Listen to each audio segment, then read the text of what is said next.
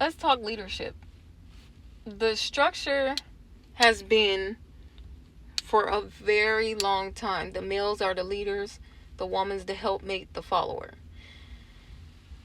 Now, I know that came with negative and that came with positive, but it worked. It worked for the nuclear family, it worked for the family unit, it worked for communities when it's done in the right way. Now, what I'm seeing a lot of is our male children are not being raised with the teachings or the skill sets of leadership, which is going to be their number one priority once they become adult males, once they decide to have children, once they decide to have a woman.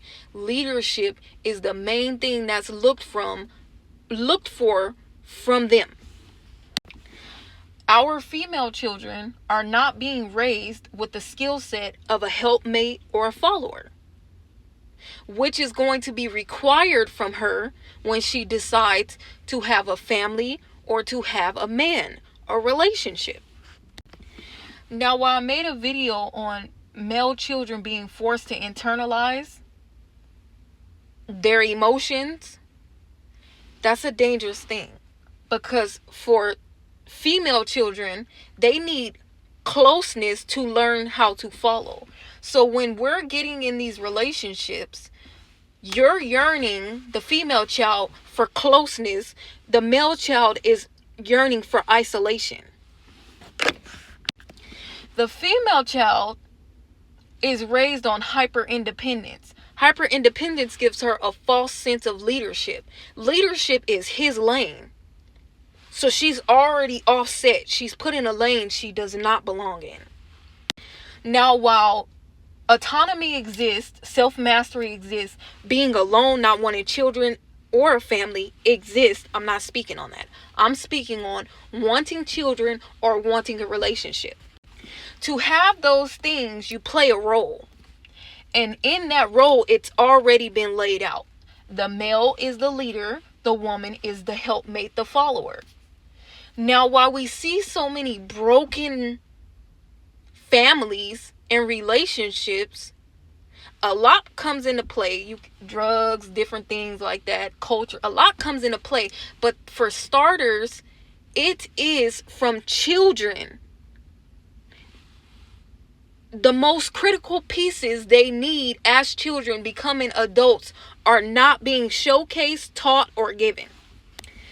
Now, for male children, my husband said something very, very, very important to me. We were watching Avatar, Fire and Ash, and we were looking at the dynamics, and he said that's what a leader is. He said the leader makes the decision, they take the consequence, they take the win, they take the fail, whatever comes behind the decision that's made for that family or that relationship, it's always going to be up to the man.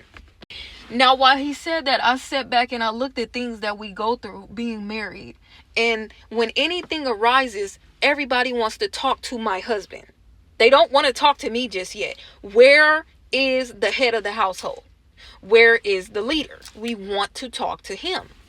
Now, why some people find that offensive, it's not. Even when you go back and look at Adam and Eve, Eve bit the apple. She told Adam, come have some. God came back. He wanted to speak to Adam. He did not want to speak to Eve. He wanted to speak to Adam. Where is Adam? Okay, with that being said,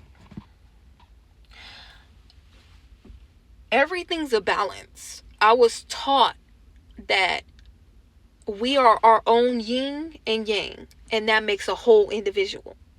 And then when you decide to become one with another individual, you two are going to create a yin and yang. There's the balance. So many of us are dealing with people. We're one with somebody we don't want balance with because we're offset.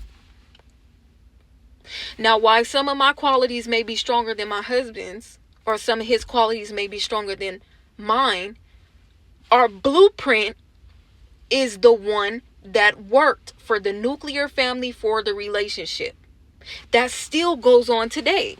Now, while you see these women saying, I don't need a man, I don't need a man, I don't need a man, you do. You need him to have children. You need him for the money deals. So you don't get played when you go on to get a car, different things like that. You need the male present. You need the protection. You need the provision. You need the male. And for the men, I don't need no woman. I can cook and clean myself. That's not it, baby. You need her spiritual protection. You need her intuition. You need her connection. You need the balance. We need each other. Because yeah, you might be great independent. Yeah, you got it going on.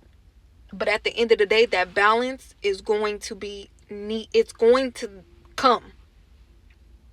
It's going to be like, hey, what's going on here? Where's the balance? And this is why I personally feel like things are offset. Everybody's in the wrong lane.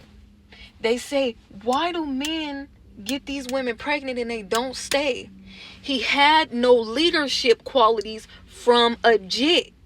If he had leadership qualities from a kid, he would know that it's his responsibility. What his responsibility is. If she had her helpmate, her follower skill set from a young girl, she would have vetted better. She would have natural selection. She would choose better. She would endure better. She would be a better mate. But we're both missing things. And here we are. This is why I have the conversation of, this isn't to blame anybody, but the people who came before us, what did you guys show us? Forget about what you was talking about and what game you thought you was spitting. What did you showcase to us? The women showcase hyper independence. The males showcase selfishness and being cowards. Now that's not everybody, but that's a great deal. Cowards create babies and walk away from them.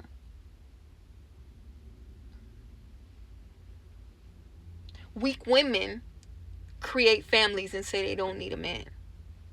Now, grant you, there are some situations that's uncontrollable, unbearable. But that wouldn't be all of our case if we got the skill set that we needed to be able to have.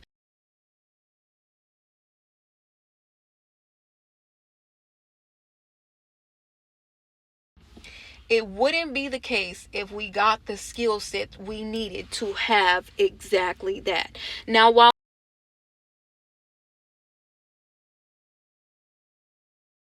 I'm sorry, y'all. While some families make their own rules, you always have to go back to the blueprint. Just think about it.